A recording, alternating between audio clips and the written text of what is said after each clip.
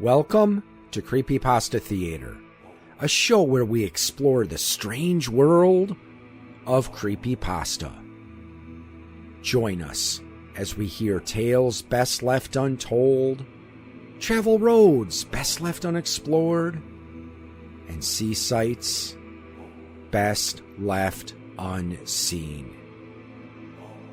Today's story, Paint the Town Dead. Written by Hezi1.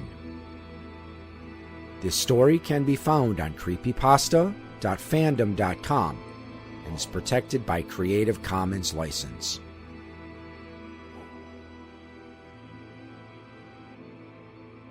Growing up in England during the 70s and 80s was all damp and dreary.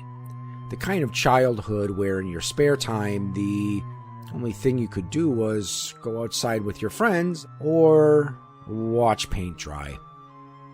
I lived in a small industrial town in the north, known for the many mine shafts that came about in the early 19th century. What was once such a proud town full of opportunity and pride was now just a shell of something great.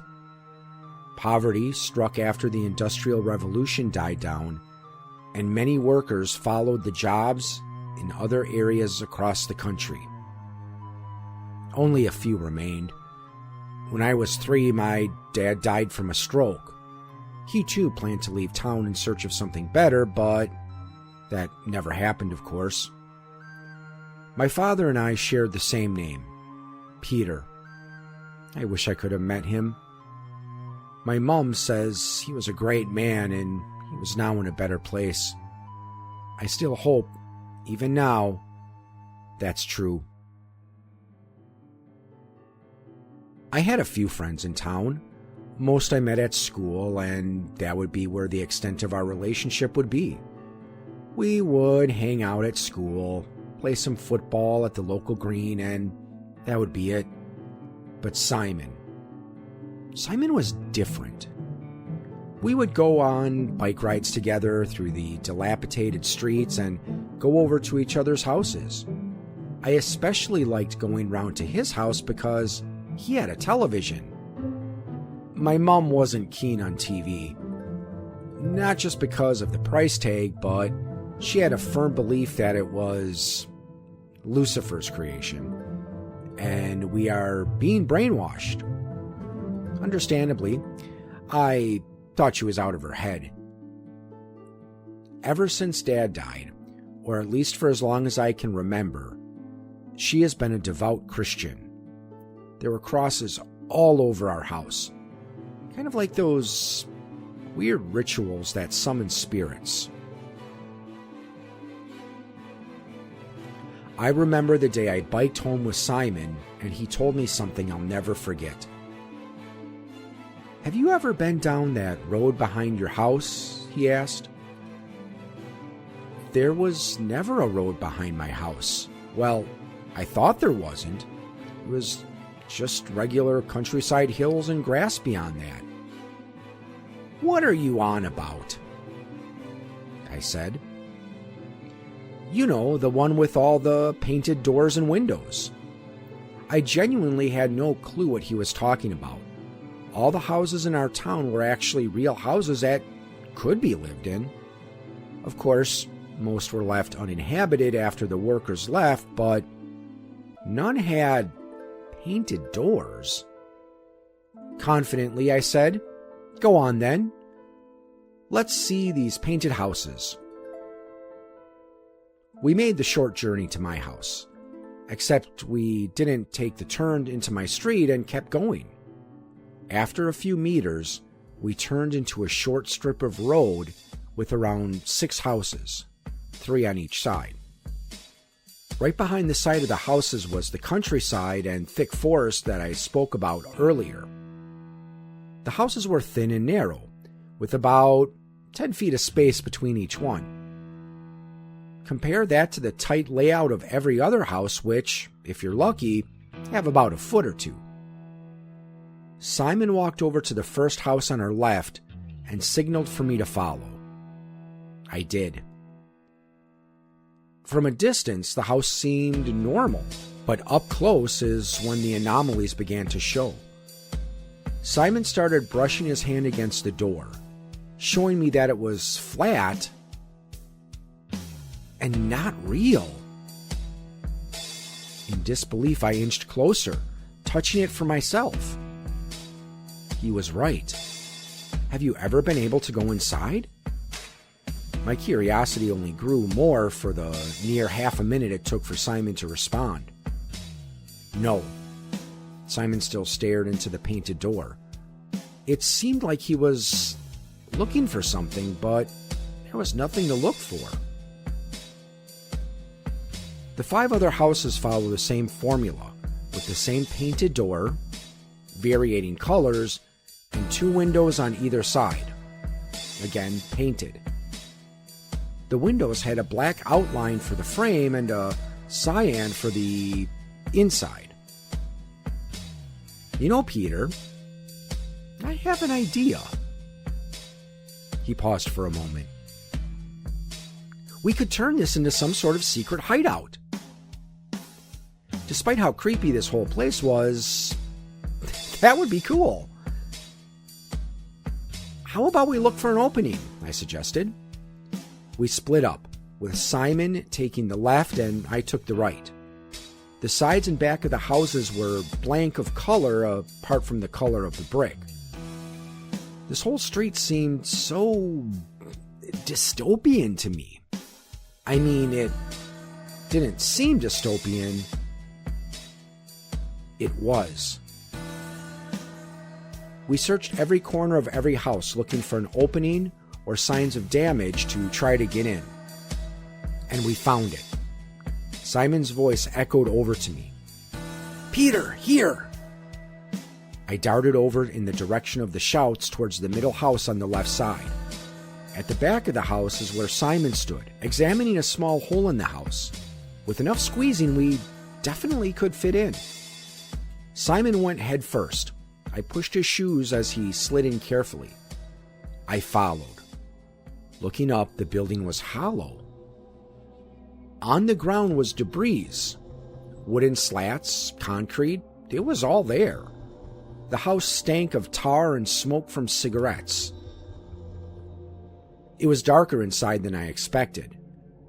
The painted windows from outside didn't let in any light, of course, so the only glow came from the crack in the boarded ceiling above and a faint slit through the entrance we squeezed through. My eyes adjusted slowly, but my nose was having a tougher time. The air felt thick, like it had been sitting still for years, marinating in dust and the ghosts of past lives.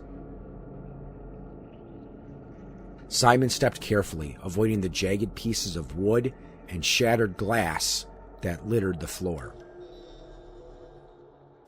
Looks like someone's been in here before, he said, nodding to a half-burnt mattress in the corner. There was a tattered blanket over it, and something that looked like a pile of old cans and wrappers nearby. Probably some homeless man, I muttered, kicking aside an empty bottle. You think anyone still comes here? Simon shrugged, clearly less bothered by the idea than I was. Maybe, but they're not here now. He said it like that meant we were safe. The weirdest part was the silence. Outside, even in our small town, you'd always hear something. A dog barking, cars in the distance, bird song maybe, but inside the house it was like sound didn't work properly, like the air swallowed it whole. We spent about 20 minutes looking around, poking at the half-collapsed furniture and trying to guess what each room might have been. Bedroom, living room, maybe even a kitchen in the back if you squinted hard enough. Everything was stripped, though. It was like someone had taken a real home, scooped the life out of it, and then sealed it back up with paint. Simon suddenly stopped near a boarded doorway that looked like it once led upstairs. "You hear that?" I froze. No, I didn't hear anything. That's what terrified me. He pressed his ear to the wood and I joined him. And then, just faintly came the sound. Tap. Tap. Tap. Slow. Deliberate. Like someone pacing above us. "There's no upstairs, right?" I whispered. "You saw it. This place is hollow." Simon didn't say anything, just stared up at the ceiling, eyes wide. Then another sound. This time not from above. It came from behind us. A quiet dragging noise, like something heavy being pulled across the floor. We spun around. Nothing. Just that rotted mattress and a broken chair. But we both heard it. Maybe we should come back tomorrow," Simon said, suddenly pale. I nodded, too scared to argue. We backed out the way we came, pushing each other through the small hole, hearts pounding. Out of nowhere, just as we turned around, an audible cough came from the far corner of the house. There was a big pile of furniture and wood stacked up. Enough for someone to hide behind. We raced back towards the exit. Simon escaped first and tried to pull me out. I was stuck. Somehow the gap felt smaller. It fit Simon perfectly, but I was stuck. Then, very faintly, I could hear footsteps. These footsteps gradually grew in pace over the course of a couple seconds until it became a run. "Come on, Simon!" My foot suddenly kicked something. It was soft, like cloth or skin. I didn't dare look back, though. My clothes began to rip against the brick. I didn't care anymore.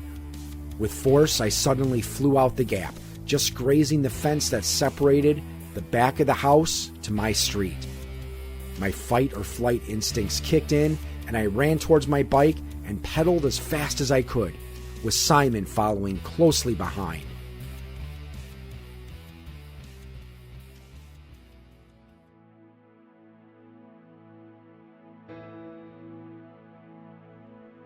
That night, I stared at the crucifix that hung on my bedroom wall.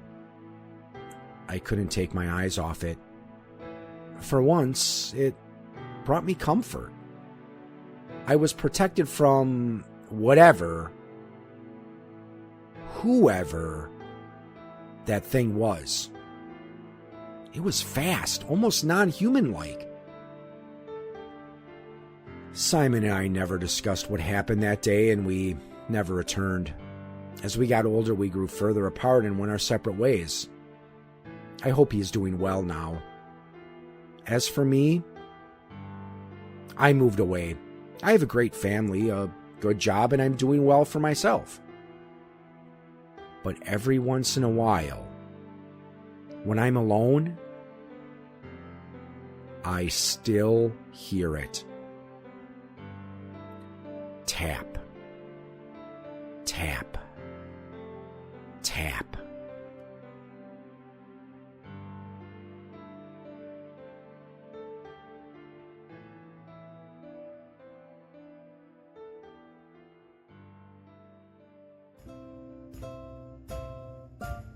You have been listening to a presentation of Point of Insanity Game Studio. Visit us on the web at www.poigamestudio.com. Follow me on most social media sites at POI Game Studio. And check out my music channel on YouTube at Al Seeger Music.